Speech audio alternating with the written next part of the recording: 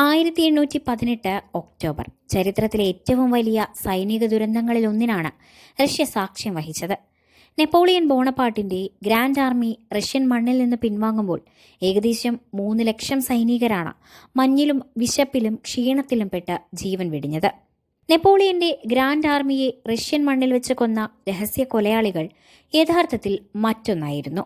കഠിനമായ തണുപ്പ്, വിശപ്പ്, ക്ഷീണം എന്നിവയ്ക്കൊപ്പം പാരാടൈഫോയിഡ് പനിയും റിലാപ്സിംഗ് പനിയുമാണ് മരണനിരക്ക് കുത്തനെ ഉയർത്തിയതെന്ന് പുതിയ ഗവേഷണങ്ങൾ വെളിപ്പെടുത്തുന്നു.